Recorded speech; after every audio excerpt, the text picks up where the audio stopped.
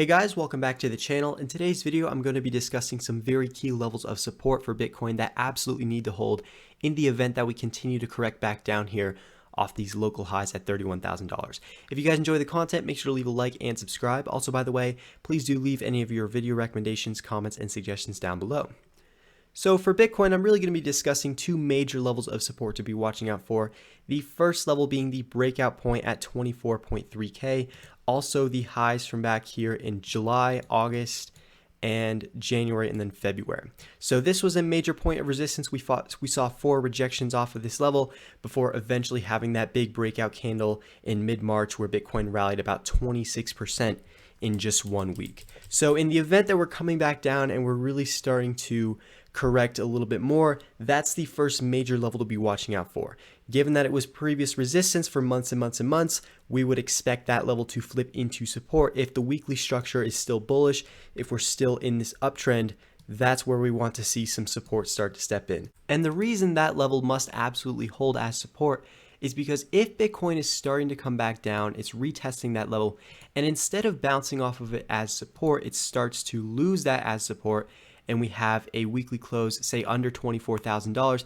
If we get something like this and then maybe some more candles closing under this region, what that's going to do is it's going to make this entire breakout look like a massive deviation. And that's exactly the same thing that we saw on the downside.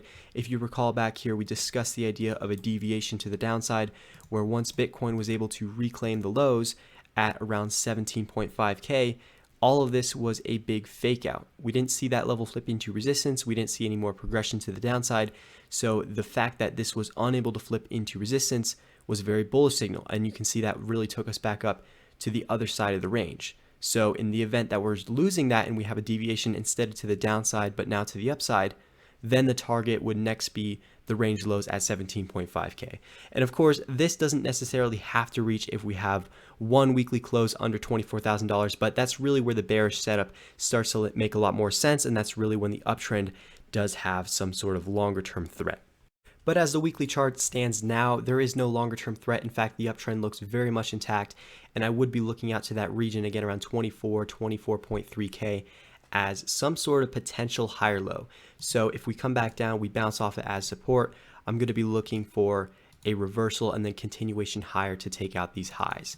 Pretty similar to the same thing we had in mid-March, where we came back down, retested 20K as support, bounced off from there, and then made a higher high. So that's really the main setup I'm going to be watching out for with the first level of support, again at the breakout point 24.3K. The next major level to be watching out for is going to be the 20-week simple moving average, which is the blue line on this chart. Today, that level is around $23,000, but also do keep in mind that it has been averaging up week over week. In fact, in the beginning of 2023, the moving average was only at 18.5K. So it has moved up substantially since that time frame, and it will continue to move up as long as Bitcoin is closing the weekly prices above what it was 20 weeks ago. And 20 weeks ago, it was at this range in the $16,000 to $17,000 zone. So as long as the closing price is anywhere above that, it will average up. So there's a very likely chance that we do see and meet this as support if Bitcoin continues to correct at some of these higher valuations. If I just extend this out, you can see, for example, the moving average could be all the way up around $25,000 for the beginning of May. So do keep in mind that it is going to be a moving target. And what's interesting about this is there's a scenario in which Bitcoin is retesting both the moving average and the breakout point at a similar time. And if I just extend out that breakout point again, 24.3K, you can see how they do line up and they do match somewhere in a few weeks. So if Bitcoin is actually correcting back down here in the next few weeks, we could have a retest of both of these levels, in which I would really expect both of these levels to hold as support, and we could potentially bounce off of them in confluence. And this is something I really like to look out for because it gives us just a little bit more higher probability of finding some support and finding some demand for potentially a higher low. And you can see with the moving average, it's acted as support on that retest that we had in mid-March at $20,000. And what's really interesting is how previously, when the price was below it during the bear market, it was acting as resistance. We had a big rejection off of it in October and November. So now you can really see with the moving average how the trend has started to shift, the momentum has started to shift. Instead of averaging down week over week as resistance, it's now averaging up week over week with one retest as support, and we could potentially get another move down into retesting it as a second time, hopefully holding it as support. If both of these levels are lost, then again, I really do see some a big threat to this longer term uptrend. And if both of these key levels of support are lost, there's a very reasonable chance that we do actually retest 20K, and then from there we might have to consolidate a little bit more before having a more sustainable rally. But that being said, the price is still above these levels. These are still support until proven otherwise, and I really don't see any reason for concern yet, just because we've had about a 10% correction off the highs.